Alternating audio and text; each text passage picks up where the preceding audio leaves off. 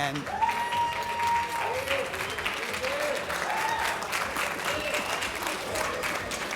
was that? Am I wrong? What's that?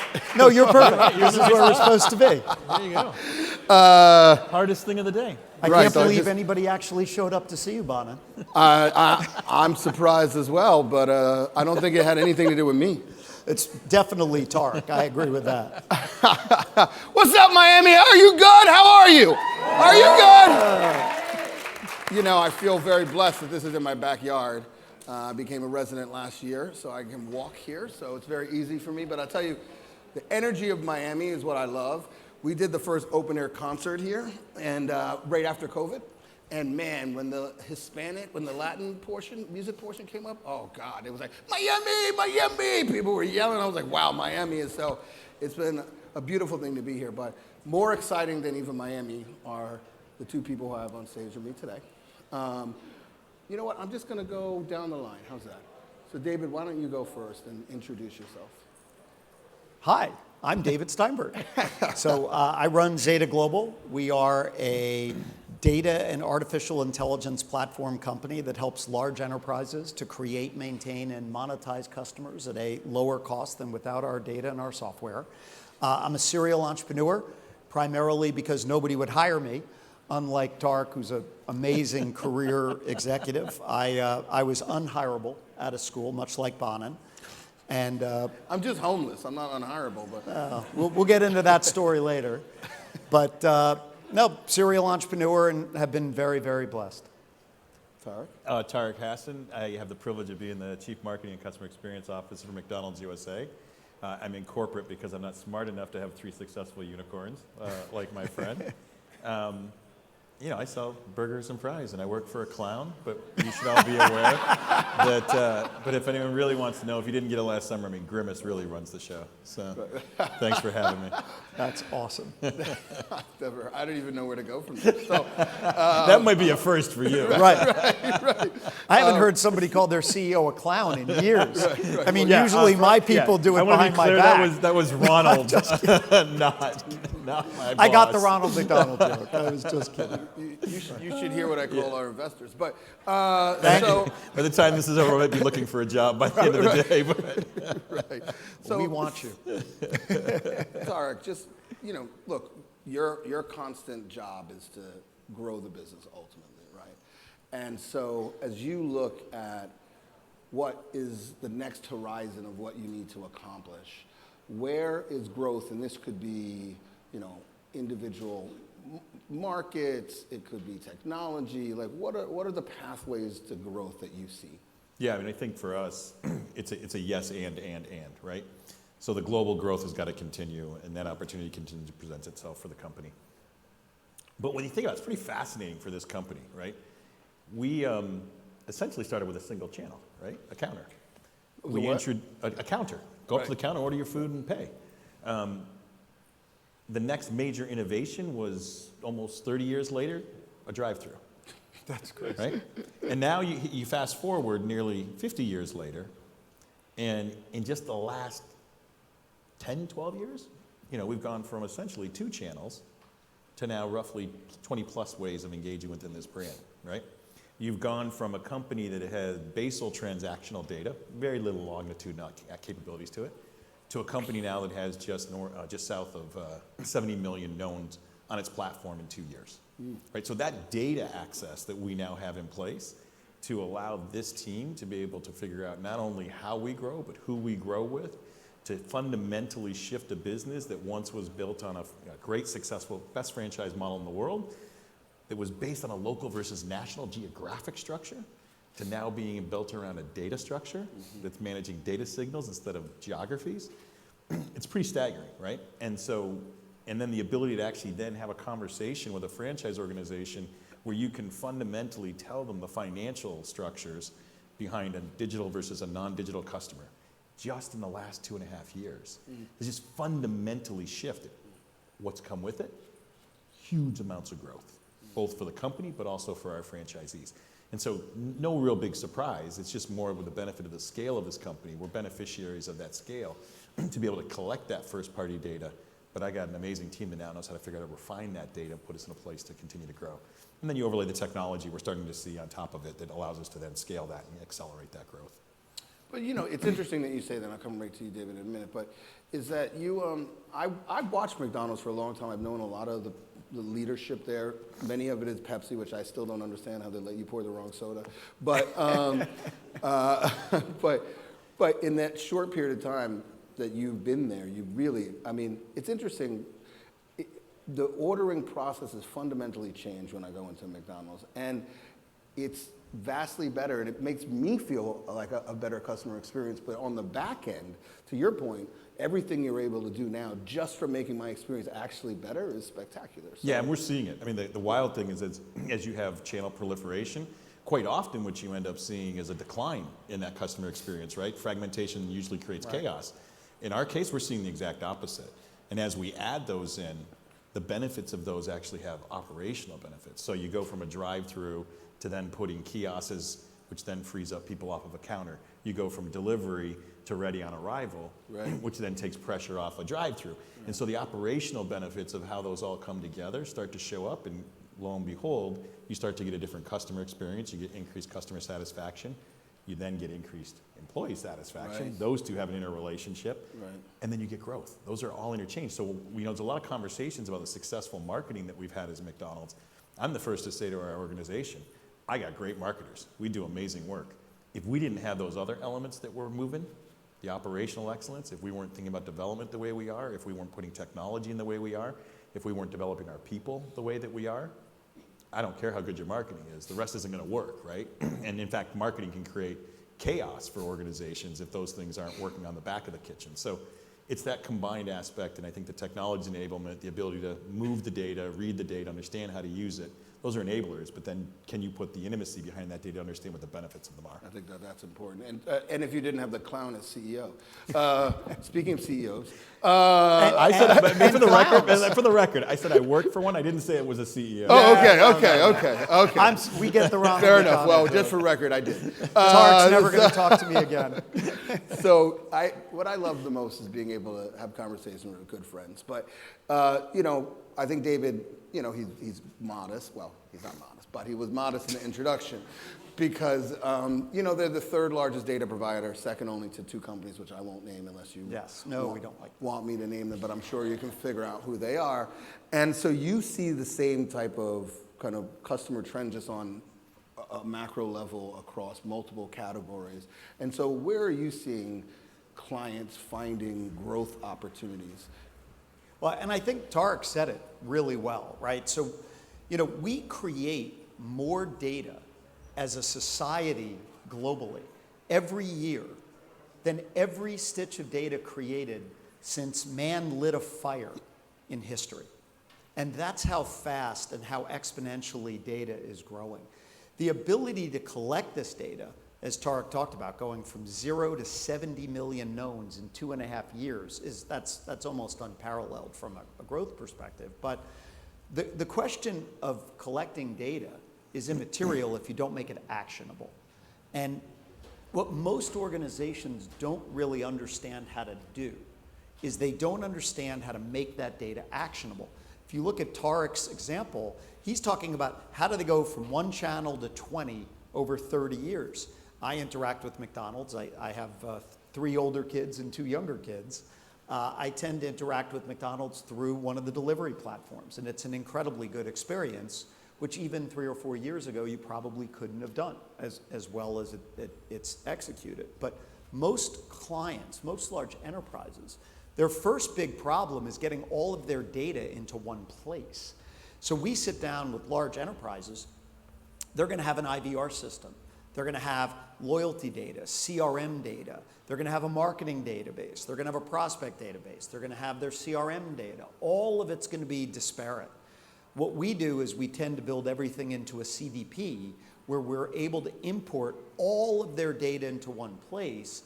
We then append it against the 242 million plus opted-in people in Zeta's data cloud in the United States alone, and we're able to add between 3,000 and 4,000 incremental data elements per person. Behavioral, transactional, all these different things, We then synthesize that down to a Zeta ID. We remove the personally identifiable information to protect the consumer because, of course, consumer protection is mission critical. But what most enterprises do not know how to do is turn that into growth. Most organizations today continue to collect data for what we call data's sake. Oh, we need to have data, so we're going to collect it. Once you get it into one place, you're able to segment it, and you're able to figure out, okay, why did these people buy from us once and never again? Why do these people come twice a month instead of 4 times a month? We can then say that if it was, I'd pick a name, a McDonald's data group, we can say, why did this person who ate at McDonald's the first week of the month go to Wendy's the next 2 weeks of the month? What? Well, they shouldn't, although Nelson would like that they did. But the truth of the matter is that you can look at segmenting against other transactional data and figure out what drove them to a competitor and then how do you bring them back. If you're not sort of putting the data into one place and able to append it with a rich enough data set, you're not able to do that type of competitive advantage. And when you're seeing impact on growth, exponential, Yes. incremental? Yeah, I mean, what we see is enterprise clients that use data properly around their marketing can generally increase their return on investment by between 200 and 250%. Wow. That's simply the difference of being able to understand how to truly segment your data, enrich it, and then target against it versus, okay, great. I mean, the best example is, do you really want to show a hamburger ad to a vegan? Right? When you know you have vegan product at McDonald's, right? So you want to show that person a vegan product. Even that little change doubles the return on investment for that particular individual. Tariq, talking about data, so when we see the census, we see there's a population shift, right? At least in the US. And so, you know, one of the things that when we started the journey at Group Black, you know, I used to tell people, if I told you there was a customer that had $1.7 trillion of spending power and you index maybe 10%, you go, where's this mythical consumer? And I'm like, it's right here, but we haven't built the infrastructure to unlock the value from that consumer today. And we believe that we've been on the journey to do that. And now, you know, as we look at the totality of what, you know, being called the new majority, you know, that's in the $3 trillion to $4 trillion range of spending power, which is a huge opportunity for a brand like yours. How are you guys seeing that space, and how are you guys thinking about that space? It's a great question, and you and I have had numerous questions on census, so I won't go down that rabbit hole other than to tell you that means it's understated. Right. Right? Because the current census structure is a construct that's been created. It's not actually a true reflection of how people necessarily identify with. Well, it's right? also going to ignore a big component of that 100%. population because they just can't get So to it. whether you can report into it or not, or whether you're, in the case of my background, I didn't even exist on the census Right. until about 4 years ago when someone decided not to include us in the census until this latest one. So in fact, I actually would argue that's why the data becomes that more important. Because yes, I think those things directionally tell you the scale of that market, but the data then also starts to tell me how to figure out how to unlock the value of those communities. Because if I'm just going to simply unlock it based on number and market value, Right. yeah, I'll find a place to fish, but I won't create a deep relationship with them. And so, you know, we've gone down a journey. Part of the success that we've had is how we focused on truly starting to have this brand understanding of the role of culture and how we play in that role of culture. And that starts with, first of all, understanding the cultural makeup of the marketplace and the communities you're talking about. But we also include data as part of our cultural strategy because we believe it's a currency and it gives you an understanding of not only the culture of those individuals, but the intersectionality starts to show up. And that intersectionality is based on behavioral elements, it's based on other dimensions. And you're actually starting to see that overtly get called out by younger ends of these communities, right? Don't monolith define me. I will identify culturally that way as to who I am. But if you stop there, you still don't really get to the depth of it. So I give my team a ton of credit because what you described is marketplace rationale, right? The reality is those marketplace rationales have been in place for a while. Right. And if you actually, we all knew it was right, so true. It's not like we didn't know there was an opportunity to invest in that curve. Right. The reality is we didn't know how to measure it, and we didn't know how, in many cases, to activate it. Because, and you guys are a great example of that, there not being enough fundamental, we had convenient excuses to not spend. Not enough platforms, not enough creators, not enough, go, right? All the things that we've heard. So we're coming at it from a couple different ways. Understand the marketplace and understand the opportunity, but then don't stop with the reason for there not being enough. Engage in the solution. And so those come out in how my team starts to engage in our form of an endeavor, not a traditional form of an endeavor, but an endeavor that actually leads to dollars. That's why we eat McDonald's now. That's why we're partners. But we can afford it. But that mindset, you know, and we've had this conversation, there's nothing wrong with money being the motivation behind that. Right. We're not a nonprofit business. Neither are we. Right? The difference is that we're now able to actually understand those. I mean, some days you might feel like you are, huh? Depending on how your investors are coming at them. I gave him a look. I did. You saw that. So I would tell you, it goes back to what Dave's actually talking about. Like, if you look for the data as the answer, you're going to fail. Right. If you looked at the data to give you the next best question and the opportunity, then you're going to be successful. And so we're using that to open it up. And then the last thing I would say, McDonald's has an incredibly rich history of working with its franchisees. The franchisees in many ways knew this answer before we did because they work in these communities, they work in these markets, they see the scale of it. Now what we're doing is we're helping them by applying access to tools, access to data, access to relationships to actually elevate work we were already spending, whether it was a Hispanic, Black, or Asian community, to actually elevate those up, right? Keep doing the amazing things we do at a community level, Right. but now let's bring it up to scale of business and actually support that in a different way. That's a conversation I had at a lunch yesterday too, which is transactionality is not a bad thing. No. In fact, transactionality is what actually not just drives growth, but also ensures that it continues to grow and on both sides of the coin.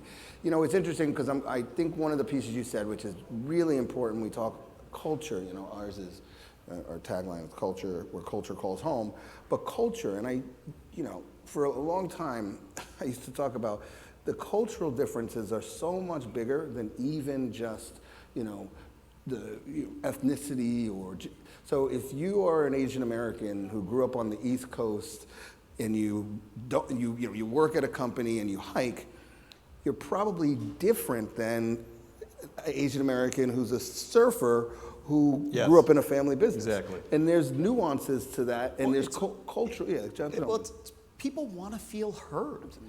People want to feel that you're identifying with them. Right. Right? And if they do, they will give you business as a reward. And you know, you look at organizations that understand that if you look at Black and Hispanic in particular, they're both amongst the fastest growing populations, and they're going to be the majority combined in this country very soon. If you're not preparing your business for that shift, you're going to die. Right. So, you know, that's You heard it here, guys. Well, but that's where the consumers are going. I mean, it is, and I think Tariq's 100% right. Whatever we're seeing in a census is massively undervalued versus what it is. And if you look at what you guys at Group Black are doing, one of the things that I think that, you know, you and Travis and the others have done so incredibly well is harness that and begin to understand. And I know you're moving into Hispanic in addition to Black, which I think is an important move. You might need to change the name of the group, but you'll have to decide that amongst yourself. You know, Group Hispanic / Black or Group Black / Hispanic. I don't know how you're going to deal with it. But in all seriousness. Leave that to me. I'm the marketer. Yes. And I'm a technologist. Right. I don't pretend to be a marketer. I'm here with two of the brilliant marketers. But if you don't understand and get ahead of those trends as a business, and you're not using data, and you're not making that data actionable so that you're speaking to these constituencies, which are different. Right. As you said, an Asian constituency in the Northeast with different hobbies from an Asian constituency in California is going to be a very different consumer in how they identify. Right. And Even you need politically, I mean. everything. Yeah. And you can't do it the old way. Right. I mean, I grew up in the ad agency, and I'll never forget, you know, the AT&T ad, "Mom, when do I get a meeting?" That was viewed as this moment of reflecting working mothers, right? That's not enough anymore, right? The difference is, back then it was like, oh, you actually see me.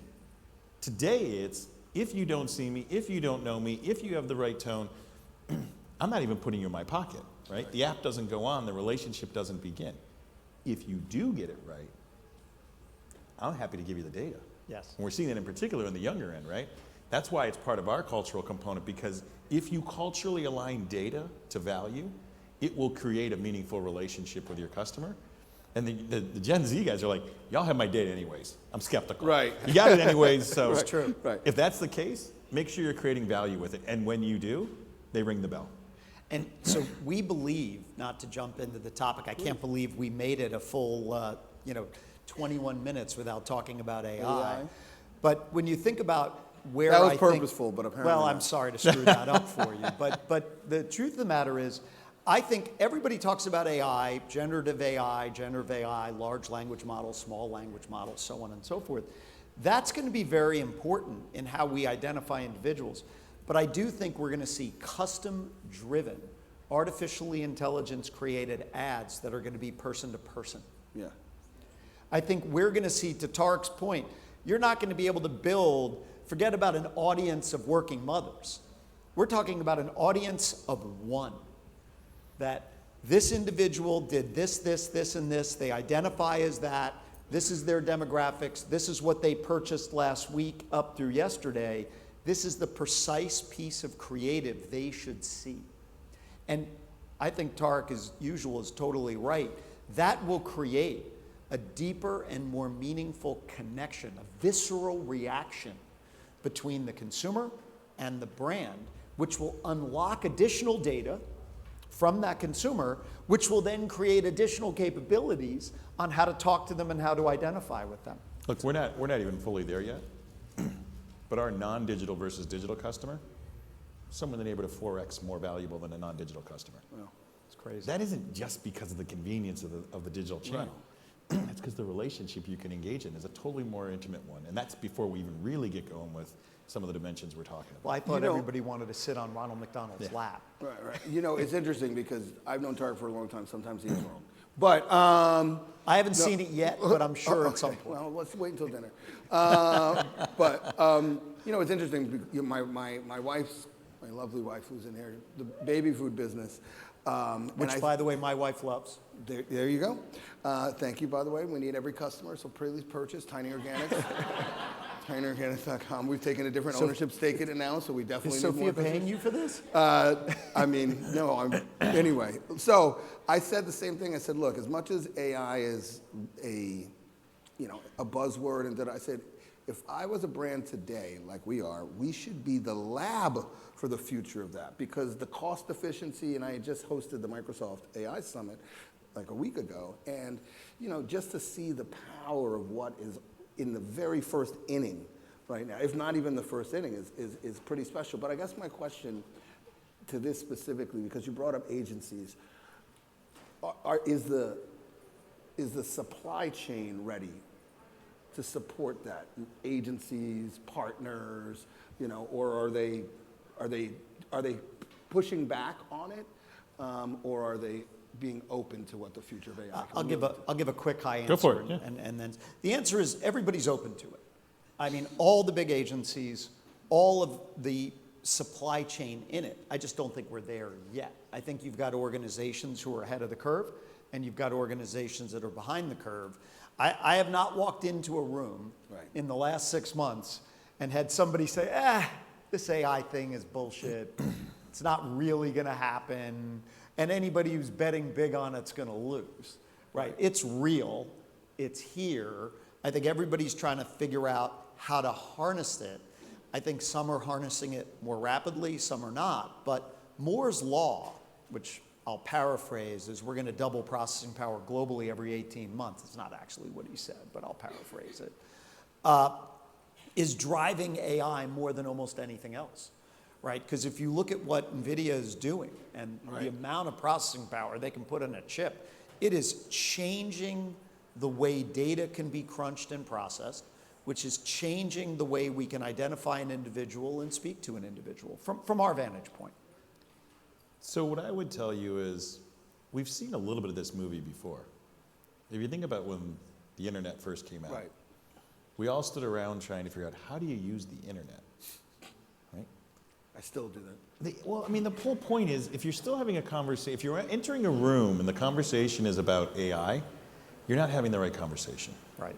The question is, what are you solving for? What's the actual problem that's on the table? Right. AI is an enablement for it. If you ask me the first place that I want to go, I'll come back to your question about the agency model, the supply model.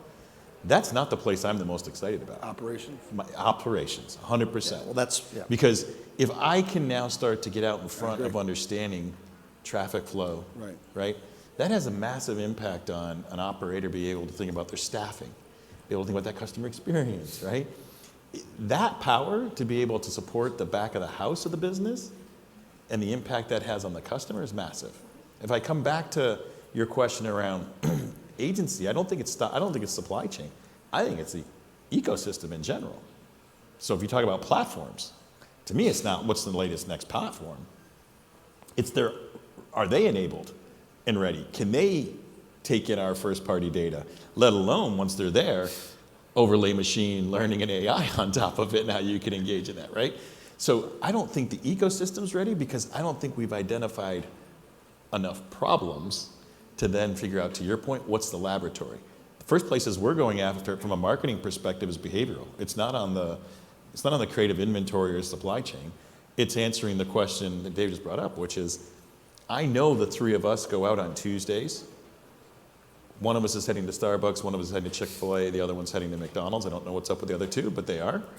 And we are now at a place, and we're gonna run a pilot in this space, where I'm gonna have a look at the fourth person who's not even going out today. And we're gonna engage in channel communications in a very different way to try and motivate, change behavior. And by the way, if you know I'm making a beeline to McDonald's, why am I over incentivizing you to come? So those are the areas I start to get really excited about.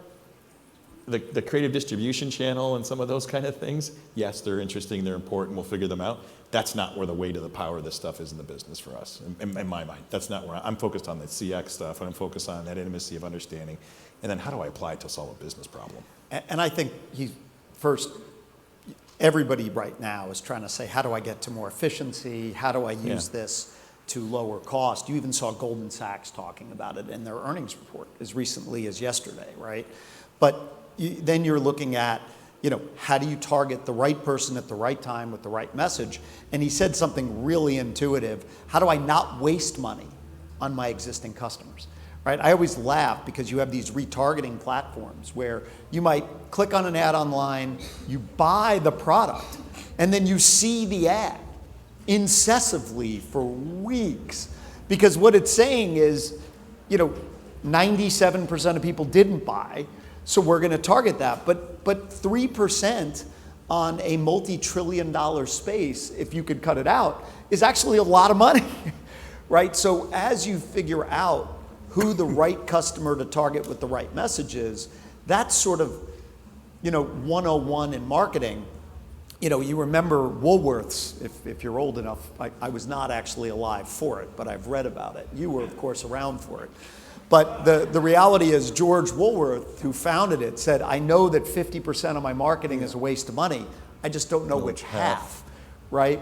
So now what we're trying to get to is, how do I target just the 3% who will buy?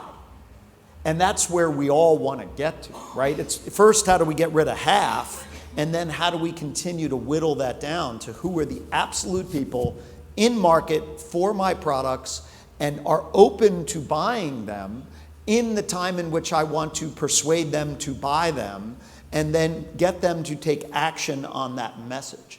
And I think, data plus AI equals intent, which is our little cultural phrase at Zeta. I think that is something that we're seeing more and more enterprises interested in. And I also, just real quick, I think the motivation of cost reduction is also a double-edged sword to be careful of. The mindset should actually be reinvestment. Half of us are standing around saying, I don't have enough money for innovation. I don't have enough money for this or that. I'm having to prioritize that.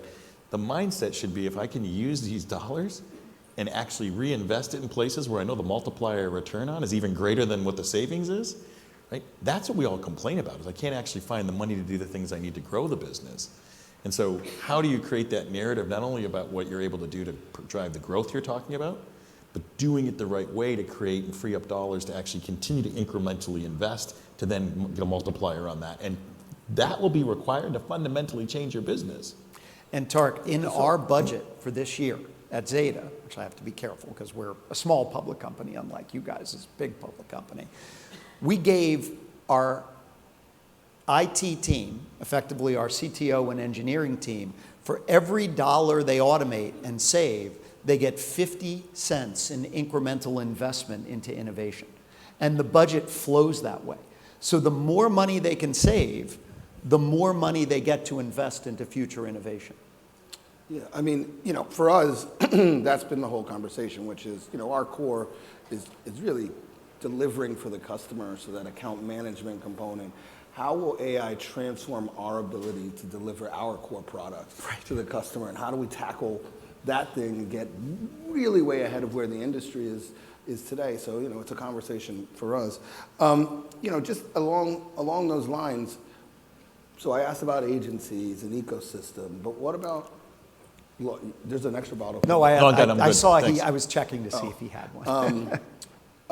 What about larger organizations? So what kind of mind frame, I guess you talked a little bit about it, they have to look at it as an investment versus a cost reduction, which tends to be very difficult.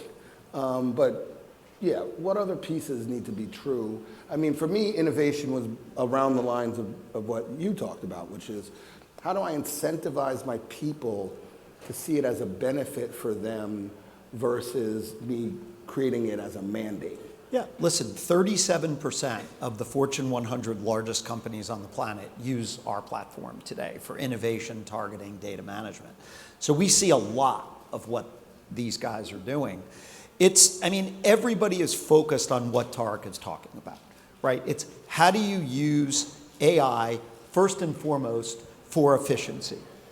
And then some are saying, how do I return more to shareholders in the form of a dividend or in the form of a share buyback or other things? But the smartest companies are saying, how do we use a disproportionate percentage of that to fuel the needs around innovation investment?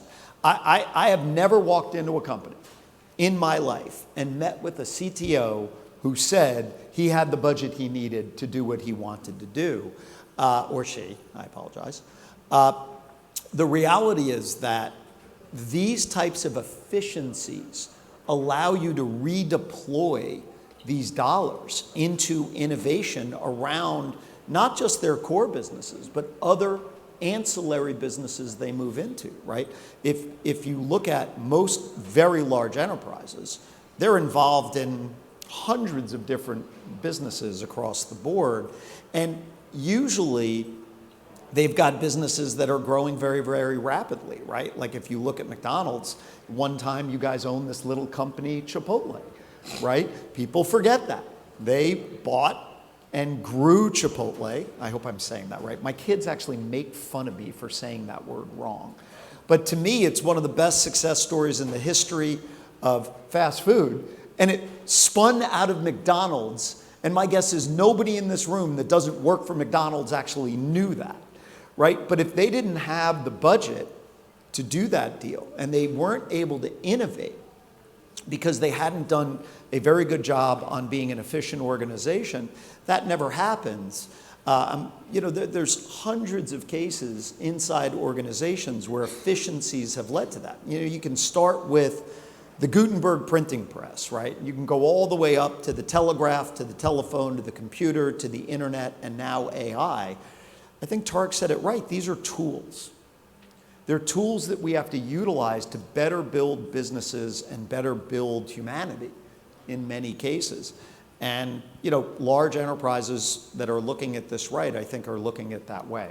You are a large enterprise, you probably know better than me. I think part of your question about it is that, what's the starting point?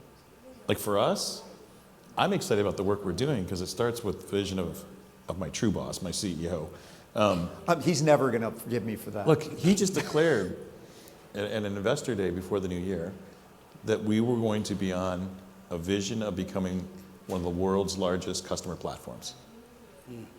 So if you set that as a company vision, right? Think about it. You just went from burgers and fries to actually establishing a vision of being one of the world's largest customer platforms. It's crazy. That's as fundamentally different as Samsung starting as a noodle company and now who they are today, right? When that's in place, then that places the organization with a completely different mindset, both for the investments you put in, the focus of where you're actually getting up to do the work every day, right? And thinking about not only how you don't take your eye off the ball, because if there's no, there is no tomorrow without a today, so you got to grow the business, right? But that is a fundamental true North Star for the company. Like, it's pretty wild. And it actually goes all the way back to the roots. And you go back and you can find some quotes from Ray Kroc. I mean, he talks a lot about the only constant was change and that the business would not look like it did then. So it's in the roots of the organization versus a company that's sitting around talking about how do I use these things to solve little tactical issues or, where there's no attached to what you're actually doing as a focus for the company and the business itself. And ultimately the purpose of the company, right? I think those are the distinctions. And there's not many companies that the original founder has a movie named after them called The Founder, right? Like, well, I want to talk about we are going to do Q&A, but I just want to talk about two personal components because I like to hear people's personal well, that's a story. problem. What? I'm joking. Oh, so Tariq, you went from, and I've known you even before dog food, but David made a joke. There's a line. I knew you before dog food. Yeah, exactly. From selling dog food to human food. But what has that journey been like, just as an executive? Oh, look, I am the first to acknowledge my journey is insanely eclectic, and I would be lying if I said it was by design. I started in the agency world. I think of that as I was a planner, a strategist, and I think about that as my chapter of learning customer intimacy and how to think right brain, left brain into creative thinking and create that expression. I spent time with HP, and to put that in context, I was there in 2008 when this little funny platform called Facebook was maybe 2 years old, and the first iPhone came out. I was at HP, and I remember the first time I mentioned the word Apple, and I was told, we don't talk about them, they're too small. And by 2011, I believe they were bigger than us. But that was an amazing time to be in technology, right? You had the emergence of the next generation of web, emergence of these little things we were calling apps. What do you do with them? At the time, we were putting apps on printers. Long story over drinks later. That works. Yeah. And then I moved over into financial services, which is really my big data chapter because I was with B of A Merrill Lynch, and one of every other household had a product in it. And so that gave me my first exposure on big scale, massive data and what to do with it. And then, I did step into the pet world. and that was a spectacular experience of truly understanding your customer and understanding what you had in the way of data. There's not a feedback loop, really. To change, well, I joined the organization. I literally went in to consult for an old boss. I stood around and I said, I got a category where people are so emotionally invested and no one's talking about it. I got 80% of transactions taking place on a loyalty card and we're doing nothing with the data. And oh, by the way, we are a retailer, but we have services. And so how do I beat the algorithm of an Amazon and a Chewy? Right. I have a connected pet model. Because if I can get the data on your pet and I can actually lean into the purpose of understanding how to improve the quality and longevity of your pet, that's a pretty emotional place to live. And so we ran to bring all those things together and had the pleasure of being part of a great leadership team that took the company public. It shows how hard it is to keep it going because it has not been easy for them to maintain that.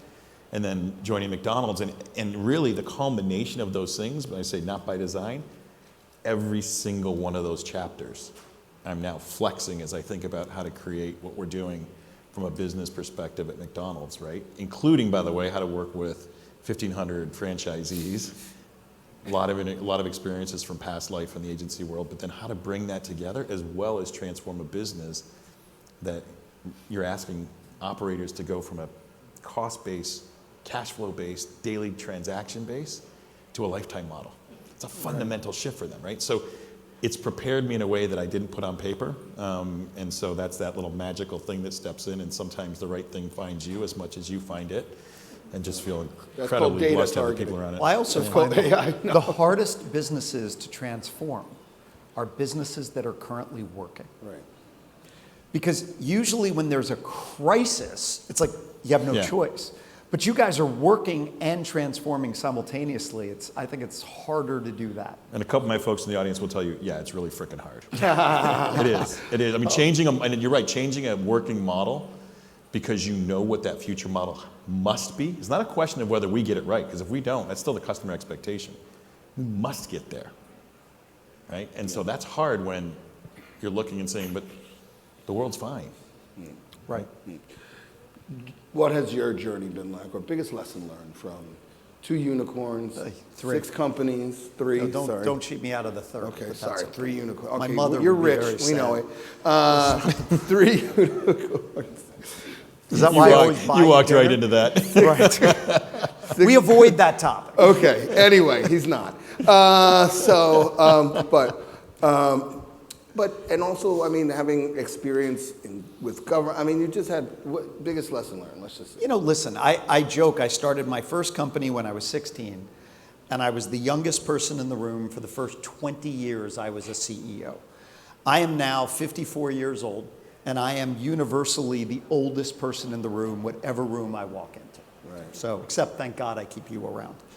But the reality is that when I'm younger than both of you. He's younger than me, but I tease him. He looks older. But the truth of the matter is, what I have found through building, I've founded 7 companies, sold 4, taken 2 public, and I'm chairman of another one. The truth is, the single most important thing we can do as a manager is hire, recruit, train, and empower the world's greatest human capital. I agree. How do you find the absolute best people possible? Let them do their jobs. And I say this to people. We sit down, I don't mean to negotiate against myself, but if I'm meeting with someone that we're trying to recruit into the company, I say, what do you want to make? We don't care. But the more you make, the higher the level of responsibility, the higher the return on investment you need to generate faster.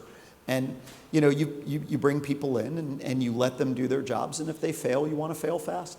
Right. But at the same time, you know, using technology, and I think Tariq said something really important, you know, and I'll paraphrase him, but technology is a tool. You have to understand what you want to do with it. What are the outputs you're looking for? And if you use that tool properly, an organization can thrive.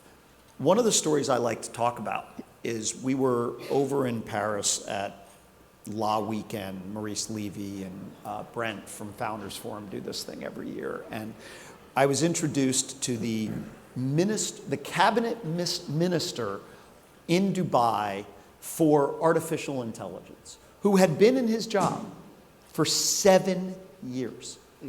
They had a cabinet level post for AI in Dubai for 7 years last year. So that's going back 8 years from now. And I asked him, how does this job get created? And he said, well, when the Gutenberg printing press came out, the 7 main Middle Eastern economies were the dominant economies on the planet. And we made, collectively, his words, not mine, we made the Gutenberg printing press illegal for 180 plus years. In that 180 years that we made the Gutenberg printing press illegal to use in the Middle East, Europe went from half of our size collectively to twice our size collectively economically. We are not going to make that mistake again. And what I learned in that moment was technology is a tool that you have to embrace. If you don't embrace it and you don't think about it as the future of everything you're doing, whether you're using a co-pilot or you're using a generative AI platform that's widely available online, or you're using the most comprehensive machine learning possible to determine efficiencies or efficacies in your business, you have to begin to understand how to use those tools in a way that take you to the next level. If you have the right people in your organization at the right time, they will embrace this change as an opportunity for them to get better. Right. If you have the wrong people in your organization, they will be fearful. And what I have found is creating a safe environment for people to make mistakes and for people to embrace these types of technologies as a leader has been the thing that has helped me evolve as an individual and a leader. I was a terrible leader when I was 21 running Sterling Cellular. But the truth of the matter is, thank God I picked the wireless space because it was growing so fast that we could effectively fuck up everything and still win, excuse my language. Group Black, you heard it here, man. Come on, baby. We don't pull any punches. But in all seriousness, today we have the right people in the right place at the right time. And, fortunately, we started working in AI and data, 7, 8 years ago. And we're sort of on the forefront there. Okay, I know I want to be respectful of their times. I know these guys got schedules, but I do want to be able to can I take 2 questions? Yeah, no, take a few. We're good. I'm good. Yeah, okay, all right. So let's take some questions. I got plenty of time for you, Bonin. Yeah, that's not true. Good. Actually, he does make a lot of time. Go ahead. Yeah, we have a mic runner? Yeah. Sorry, Giselle. Thank you, Giselle. Let's give just a round of applause to the panel real quick. Thank you. It's hard to keep them, I'm Bob Ingram with Pod Digital Media, and first of all, I want to say, Bonin, Group Black, phenomenal program all day. You guys are doing a great job, and thank you. Thank you. For David, I wanted to say one of your people, Imani, wanted me to make sure I said hello, so I get that out the way. Thank you. My question is for Tariq. Tariq, we're talking about unleashing the growth with the new majority, and the bottom line is, when you came into McDonald's, they were having a lot of challenges, particularly in urban markets and where this new majority resides greatly. And I lived in Chicago near 35th Street, and the pandemic was going on. You couldn't go in the stores in a lot of places, and the lines were around the block at the drive-in. I'm like, what the hell is going on? And then you came in, and you've had phenomenal success there. What, if anything, can you attribute it to this new majority, and particularly multicultural markets? It's a phenomenal question. The short answer, and I'll give you the real answer, is I was smart enough to follow a really good marketer before me, and that's Morgan Flatley, who went up to global. She did that first realm on what do you do when you're in a pandemic to jumpstart a business that essentially got shut down. And that was Travis Scott and Famous Orders, and that's when we were wrapped around the corner. When I joined the organization, coming off of that, what I realized was we unlocked something much larger, and it was essentially a campaign. And so my team's tired of hearing me say this. So they've heard this story multiple times. But what I said to the team was, like, what Famous Orders actually did was it identified and got McDonald's back on its own knowledgeable front foot of who we were and the way we played with communities, and that we actually had a role in culture. So my comment to them was, congratulations, you called culture, they're calling you back, now what? Because when you step into culture, it then comes with a requirement to participate, otherwise in a social world, what happens? You get canceled, right? And so that became our true north focus. It's kind of crazy, but the true north is to make McDonald's a cultural icon. And you say, but this is an iconic brand. But we had lost that mindset and that connection, right? And who gave it to us? Our fans, right? So when we dove in and we're trying to figure out where to go next with the brand, it was a partnership between our folks and the agencies that were out there in the market, listening to stories that marketers should already know, right? We call them fan truths. That is what drives everything that we do. And so the question became, how do you play in culture? Because that's a big ass word, and everyone's throwing it around. And so the question becomes, what's your role in it? We play in 4 areas. No surprise, the first one's food, right? And we're going to impact the taste of culture. And that shows up in the smallest little nuances. So doing something as simple as Mambo sauce last year and collaborating with Black culinary and doing it through a Black supplier and really understanding the culture behind it. And yes, putting it in restaurants, but then going and telling the history behind it.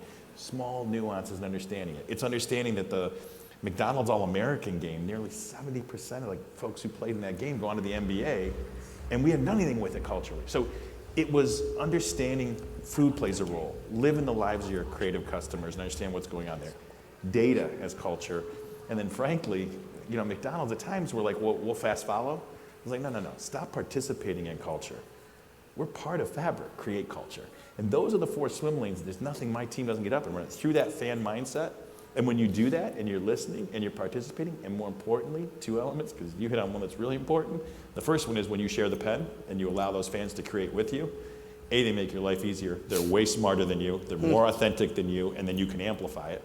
And then the last one is something, Dave, that's really important. We removed fear of failure. Yeah. If you're not failing, you're losing. And we had a culture that was horrified to lose, to the point that we now celebrate it. We have some week, I had a boss who used to say, if you name it, therefore it is. We celebrate what we call amazing almost every quarter. It's awesome. It's where bosses put forward great failures, and that's exactly what they are. They're defined by failing greatly, because there is a responsible way to fail and a great way to fail. Yeah. Right? That was an unlock for us. Because in his world, what does he call a failure? When he's out there fundraising and he fails, Oh, we pivoted. Yes, Isn't that nice? we love the pivot. Right? We Well, pivoted. We right? say we either win or learn, Right? is what we say. He pivots and he writes a check. We fail, we get fired. So, but if you lose that ability, then you stop doing those things, you end up in a whole world of hurt. And so that has been transformational for the organization because you get up with a different purpose when you know you're participating in a culture you want to be part of, when you're actually unlocking and reflecting elements of stories and people that, whether it's marginalized or whether it's the truth of it that we just haven't been doing. And it just changes the conversation because you're no longer measuring it by you as a brand, you're allowing that community to measure you. That can be scary as hell, but if you're doing it right, allowing your fans to define it is a pretty great place to play. So I feel privileged we get to do that. Let's get another one. Yeah. So my name is Todd Brown. I started Urban Edge Network and tried to lead the movement around Black-owned media.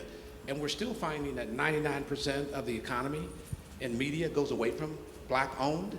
And so my question around unlocking the value, and I own a company that has a brand called HBCU Plus. I want to thank you, Tariq, for a multi-year commitment to HBCUs and our ability to deliver value back in those communities. And again, David, we're in a real conversation about how do you deliver the tonnage? How do you really get to the data and include and invite the people who originated the data? So if you say Zeta in the Black community, no one knows what you're talking about. Maybe Zeta Phi Beta. By the way, they don't know what it is in the white community Right, either, but so I wouldn't. But they know wouldn't go Group Black too Data deep Cloud, on that. so that's what. But the point is that We're working on there it. needs to be a connection with those communities.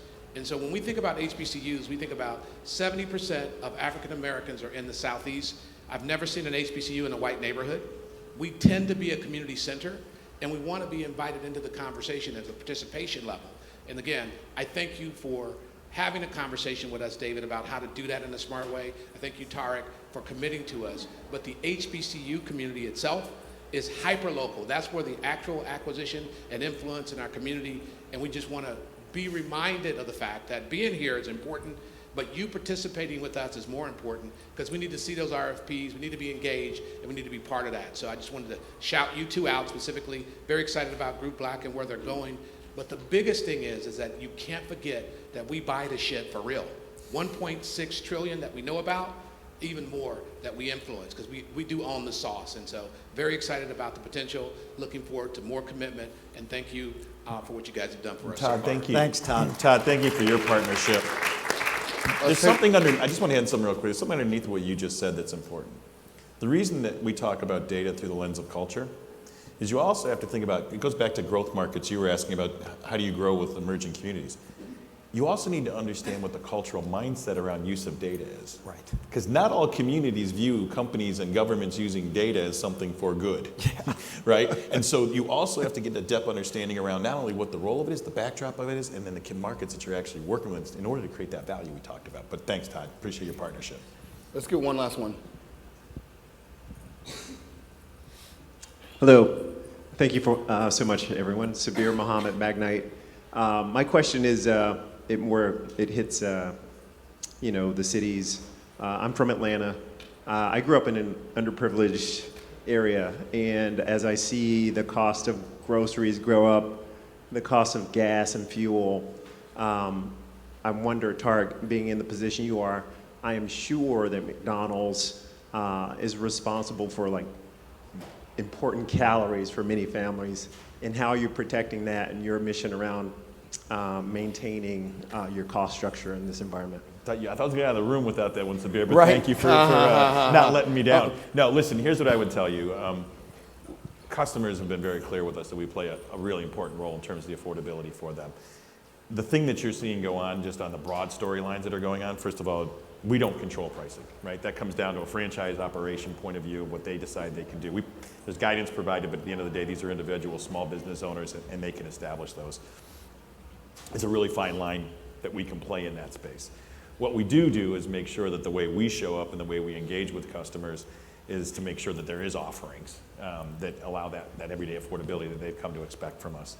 And the business will reflect if you don't, right? Because not just those communities, but the reality is if you actually look at the wealth distribution across this company, what we used to define as, diverse and small underprivileged communities is now makes up more than 50% of this country, right? Just on pure reality. So if you're not thinking that through, you're going to face it. we're in an interesting flux point, right? We're coming off of 3 years, and then you get this huge high inflationary boom, and then you get groceries, et cetera, then settling down in a different way. So there's no question we're in this strange little window for customers, but as long as you continue to maintain that mindset of not only what you do as it relates to what you sell to customers, but also, quick reminder, we are also one of the best first jobs, and for many, last jobs in the country. 1 in 8 Americans has worked for McDonald's, which is a staggering number when you think about it. That's 12% of the country has worked for McDonald's. And so it's not just thinking holistically about the economic value that you play in terms of how people spend their money, but also the contributions that you make in terms of both employment, and then many of those go on to become franchisees and owners, right? So it's taking a holistic view of the community, and I think that's one of the most powerful things about this company that we are in. We're within an average of 3 miles of an average American, right? So that the communities that we touch, and that's not an urban conversation, that's a national conversation. And so we take that very seriously, and I think it's one of the most powerful things that I love about my role and being able to represent this brand is it's so much more than what we do over the counter. It's the communities that we're deeply embedded in. It's a great question. Okay, great. With that, thank you, Miami! Let's give a huge round of applause to Tariq and David. Thank you, guys. Thank you, everybody, for coming. Again, we're the only open great. stage. Feel free to tell friends. We did it because